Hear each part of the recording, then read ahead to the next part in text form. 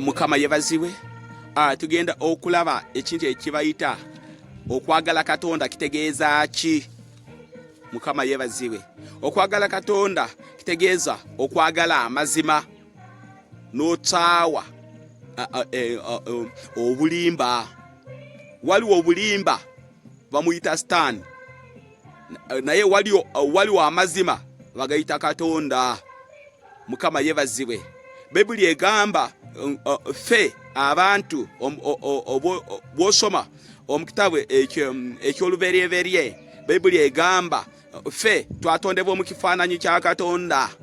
Okwagala Katonda kitegeeza okwagala ekifaananyi kye, naye ekifaananyi kya Katonda ye muganda wo. Ekifaananyi kya Katonda ye ggwe. Bibuli egamba mu kitabu ekya Luka esula 10 olunyiriri olwa 27 yagala Katonda n'amaanyi go n'ebibyo byonna, era oyagale na muganda wo nga bw'oyeyagala weka.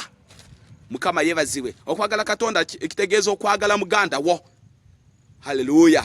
Mukama yebaziwe. Kitegeeza okwagala amazima. Okwagala amazima ngenda kuweereza ekyokulabirako. Haleluya. Mukama agaana make-up. Lwaki? Kubanga make-up buba obulungi obw'obulimba. Buba bulungi obw'obulimba.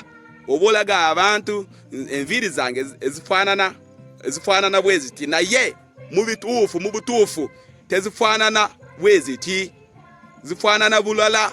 Mukama yakuweereza ekifaananyi eky'amazima, naye bw'oteekako ebyo make-up okyusa ekifaananyi ekya Mukama eky'amazima n'okiteeka mu bulimba. Haleluya. Mukama yebaziwe. Kati okwagala amazima, okwagala Katonda kitegeeza okwagala amazima. Okwagala Katonda kitegeeza okwagala ekifaananyi ekya Mukama ekyeyakuwa, atali ekifaananyi ekya bulungi kwefaako. Haleluya. Okwagala Katonda kitegeeza okutaawa ekibi n'oyagala ekirungi ekya Katonda ayagala. Haleluya. Mukama yebaziwe. Haleluya. Oyagala baganda bo kubanga bali mu kifaananyi kya Katonda. Bw'otaawa omuntu yenna ali mu kifaananyi kya Katonda oba otaawa Katonda.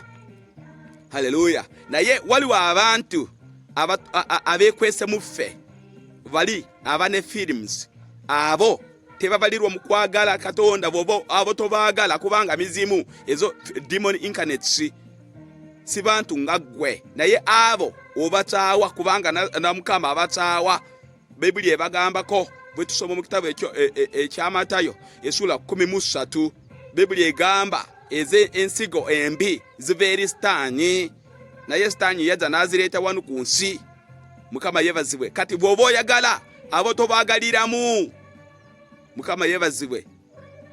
Mukama yebaziwe. Olina okusaba Mukama n'akulaga abo mikwano gyo, abantu abakuli kumpi, ekifaananyi kyabo, the true identity, ekifaananyi eky'amazima ekirimu bo.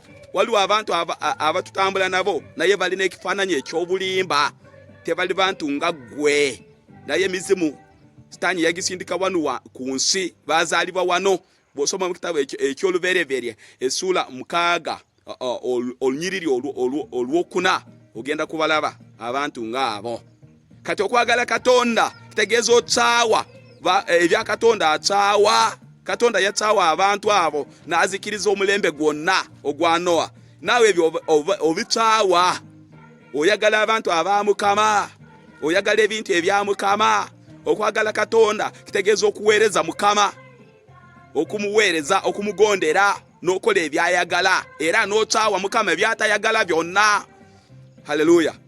Okubanga bw'ogamba ngu nze njagala Yesu naye toyagala ekitangaala oba mulimba.